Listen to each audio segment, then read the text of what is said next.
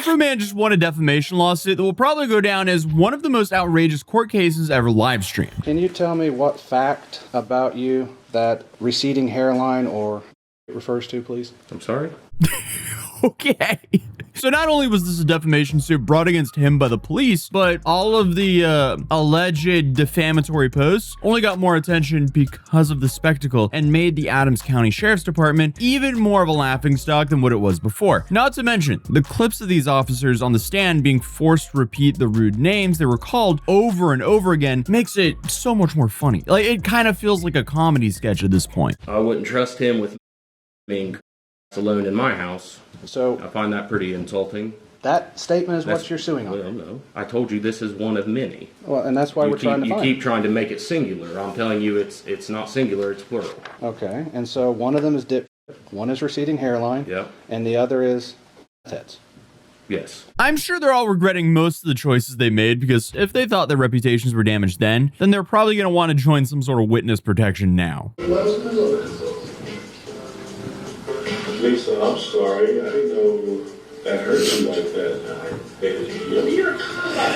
Now, Afroman might not be a name you've heard in a while, but I'm sure, like most people, you've been seeing posts about the defamation lawsuit everywhere last week. It's like every third reel is him celebrating outside of the courthouse, or Officer Poundcake being forced to recount the mean names that hurt his feelings. I mean, this entire case is one of the dumbest and most petty cases I've seen in my entire life, but wow, was it entertaining. Because even though this trial has been coming for years, it definitely slipped under the radar until the clips of the courtroom live stream started circulating on social media.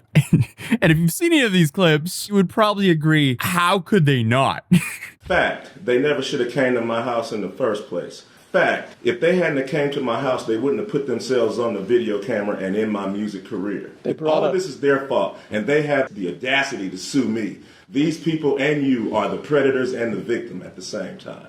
And the only witness that Afroman himself called was one of the deputy's ex-wives, who only added insult to injury when the prosecution tried to cross-examine her. You never sought a protective order against your ex-husband, did you? Yes, I did when we divorced. The divorce, yes. I had a restraining order. Did you got a restraining order? Yes, I did. Were you aware of the posts that were coming out after 2022 about the sheriff's deputies and calling them thieves and that sort of thing? Did you ever see any or hear any of the songs? Some of my students referred to it when they would say, I saw your husband in the video. And I would say, yeah, that was him. I am still trying to understand why they sued him back for him making diss tracks on them. The problem with defamation is it needs to not be true. See, Afroman, legally known as Joseph Edgar Foreman, has been quite the character for his whole career. And if you don't know who he is, you've probably heard his hit song. Because I Got High is arguably the most known song from him, and it's featured in iconic movies like Disturbia. And not to mention, it still gets quoted in pop culture a whole bunch today. And it was also even nominated for a Grammy, which feels sort of funny for the content, but I guess not surprising because, like I said, it was insanely popular. But that being said, Afroman has numerous hits filled with a whole bunch of inappropriate language that is obviously exaggerated, which is kind of what made it so popular.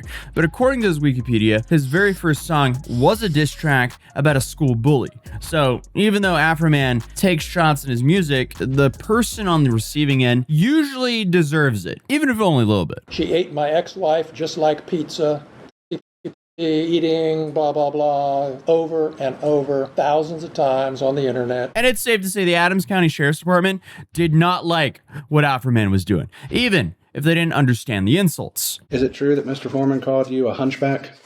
Yes. And specifically compared you to Quasimodo? Yes. The Disney hero? I'm assuming that's who it is. Quasimodo from the Disney movie, The Hunchback of Notre Dame? I've never watched it, so I don't know.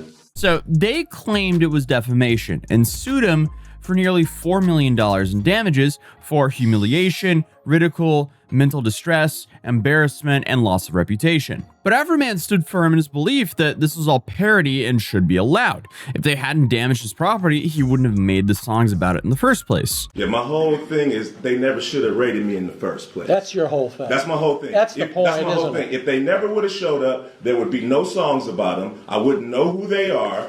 Their faces would not be on my video cameras. None of this, we wouldn't be in this room right now if they hadn't raided my house and didn't press no charges, didn't even know what they was doing. This whole thing is their fault, and they're suing me for their mistake. Not to mention, it's Afroman. Do we really believe that everyone in the story Colt 45 was 100% real? And if we took at every song lyric ever written as literal, well, there would be a whole lot more people in trouble for way worse stuff than this. But this story is such a good example of the Streisand effect because honestly, I don't think that many people knew about these music videos until the trial started. I for a fact know I didn't. Not to mention, some of these music videos have gained millions of views just in the last few days. But let's go to where all this began in 2022 when the initial incident happened. So you have the Adams County Sheriff's Department saying that they received a tip from a confidential informant linking Afroman to drugs and a kidnapping. And this is what led them to obtaining a search warrant for his home. Now, drugs, that's pretty vague. I mean, that could be what he talks about in all of his songs, like Because I Got High.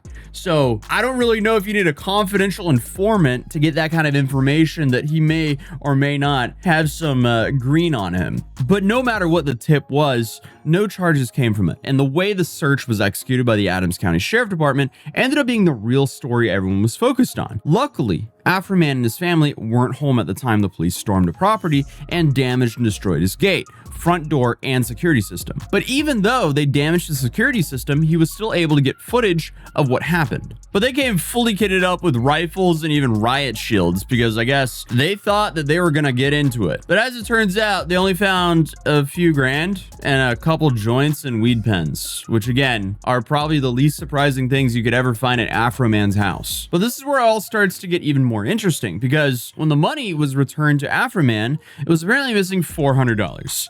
And the cops have chalked this up to a counting error. But that did not stop Afroman from calling the cops crooked thieves and basically every other name under the sun. Nobody admitted that they took your money. Well, whatever. Go look at her admitting that the bag is short because it stayed open all weekend long or 2 weeks after Brian and Officer Cooley just left it and just mishandled it and didn't do right. And then he took footage from his cameras before they were cut off and put out numerous posts and videos essentially parodying and making a mockery out of the entire situation. And Afroman says he was just exercising First Amendment rights to criticize public officials as an American. And he would go on to say that it was in his right to turn his bad times into good times and make art about his life to be able to pay and fix the damages that they did to his property. And because they executed a search warrant on your home, that gave you the right to post the things that we've seen this week on the internet? Because Is that right? Is that right, Mr. Foreman?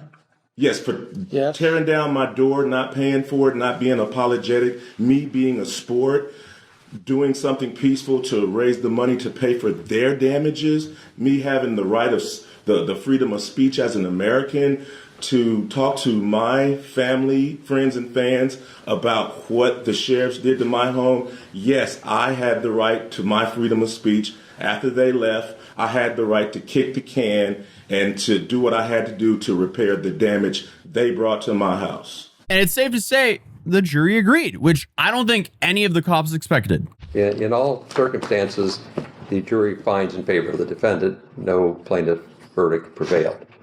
So the matter will be concluded with defense verdicts. So unanimously, the jury voted in favor of Afroman, taking this from, I guess, a mockery to a full WWE-style smackdown of the Adams County Sheriff's Department. Because here they were forced to rewatch all the silly music videos and parodies while on public display, knowing this is being live streamed to the public and circulated even more than it was before. And then on top of that, Afroman has only ramped up his ridicule online now that he's actually won the case that they brought against him. It's really just one of the wildest court cases I've seen when you see Afroman's American flag suit and then all the crazy quotes coming from it. I also love there was like some viral tweet saying that Afroman is dressed up exactly like how the Japanese refer to Americans in anime. And I feel like, yeah, it's pretty spot on. But I can also not unhear Afroman's lawyer asking a witness if she knew the song WAP. Are you familiar with the song WAP? I think I've heard it. Sorry, no, strike that. I'm going to give you the complete song and then summarize it because I only want to say it once. Are you familiar with the song Wet? Yes. I am honestly wondering how the deputies are doing now. Probably pretty annoyed that they even tried to do this in the first place, but I do have to assume they were hoping for a payday and to make an example out of Afroman. But I'm honestly just kind of happy that he got justice, because cutting people's security cameras as comps is the least reassuring thing they could do. But now, with the confidence boost from his win, Afroman has allegedly announced that he'll be running for president, which I mean, at this point, anything can happen. We do live in some funny times, to put it lightly. Afroman in the White House, I'm going to make it legal for you to have and your firearms at the same time. Maybe it's more of a gag than him actually running for office, but again, at this point, anything could be possible. I wasn't expecting to see Kanye West on the ballot a few years ago either. But that's the quick summary of what happened with the Afroman case. If you're new here, feel free to subscribe, drop a like if you enjoyed the video, and I'll see you guys in tomorrow's video. Peace.